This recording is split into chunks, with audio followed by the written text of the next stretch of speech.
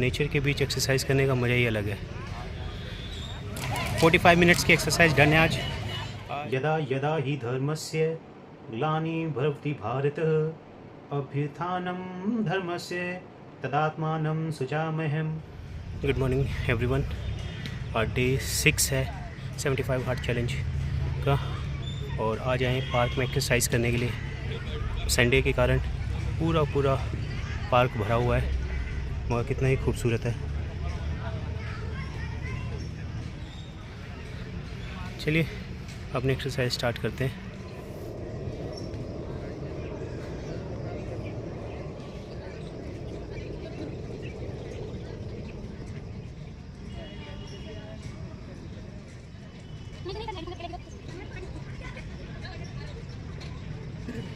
आज थोड़ी exercise normal की, फिर उसके बाद ये सारी एक्सरसाइज मशीनों पे की पीछे।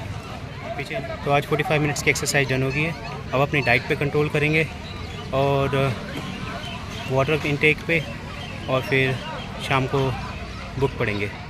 तब नेचर के साथ एक्सरसाइज की बड़ा ही मज़ा आया।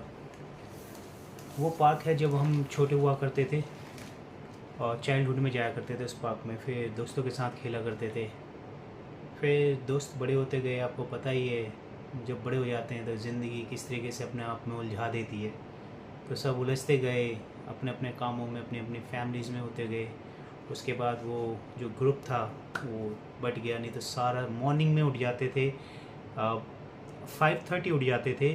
5:30 से दिन भर क्रिकेट खेलते थे और शाम को आते थे, और उस बीच में खाने का पता नहीं, पीने का पता नहीं, किसी चीज़ का पता नहीं, सारा दिन क्रिकेट चलता था। वो भी एक ज़िंदगी थी, लम्हे हैं उसके साथ जुड़े हुए। चलिए आगे का स्टार्ट करते हैं। आज डे 6 है, सक्सेसफुली चल रहा है। और जो इश्यूज़ आ रहे थे स्टार्टिंग में, बॉडी अडेप्ट नहीं कर पा रही थी चीज़ों को, बॉडी ने अडेप्ट करना स्टार्ट कर दिया है। पेन भी अब ख़त्म हो चुका है। तो 4 लीटर पानी मैं ऑलरेडी पी चुका हूँ, और सेल्फ़ी ऑलरेडी ले चुका हूँ मैं। थोड़ा सा मेरे को अपनी बॉडी में भी इम्प्रूवमेंट नज़र आई है। बहुत अर्ली स्टेज है, तो ठीक है, अपना काम हो गया। अब चलते हैं गीता पाठ पे। तो जब जब धर्म की हानि होती है और अधर्म की वृद्धि होती है, हे अर्जुन, तब तब ही मैं अवतार धारण करके प्रकट होता आया हूँ। इस अध्याय में श्री कृष्ण अर्जुन को संदेश दे रहे हैं, और वो कहते हैं अन्न द्वारा ही प्राणी उत्पन्न होते हैं। अन्न वर्षा द्वारा उत्पन्न होता है। वर्षा यज्ञ संपन्न होने से होती है, और यज्ञ नियत कर्मों के करने से उत्पन्न होता है। कर्म ब्रह्म से उत्पन्न होता है, और ब्रह्म अविनाशी परमात्मा से। इसलिए सर्वव्यापक परमात्मा सदा ही यज्ञ में प्रतिष्ठित होता है। हे अर्जुन, जो पुरुष इस लोक में चल रहे सृष्टि चक्र को अनुकूल नहीं चलता, अर्थात अपने कर्तव्य का पालन नहीं करता, वह निश्चय ही पापी है। वह केवल इंद्रियों की तृप्ति के लिए ही व्यर्थ जीवन जी रहा है।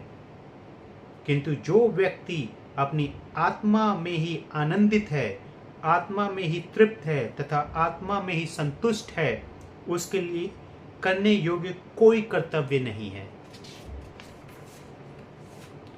उस पुरुष को इस संसार में ना तो कर्म करने में कोई प्रयोजन रहता है, और ना ही कर्मों के ना करने में संपूर्ण प्राणी में उसका कुछ भी स्वार्थ का संबंध नहीं रहता।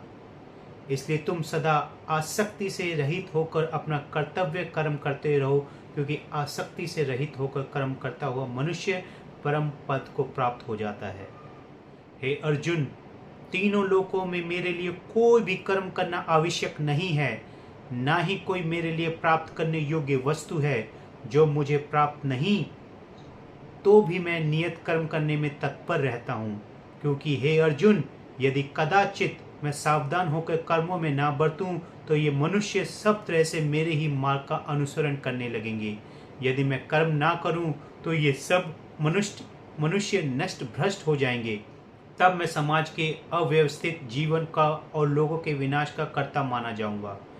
हे अर्जुन, जिस प्रकार ज्ञानी लोग फल में आसक्त होकर कार्य करते हैं, उसी प्रकार ज्ञानी पुरुष को आसक्ति रहित होकर लोक कल्याण को चाहते हुए कर्म करना चाहिए। पढ़ रहा हूँ, अच्छा लग रहा है।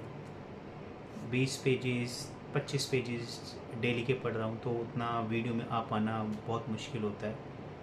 मैं आपको फिर भी रेकमेंड करूँगा, कोई मुझे सुन रहा है, बुक लेके आए, टाइम निकाल के पढ़ें इसको। जीवन का सार है ये।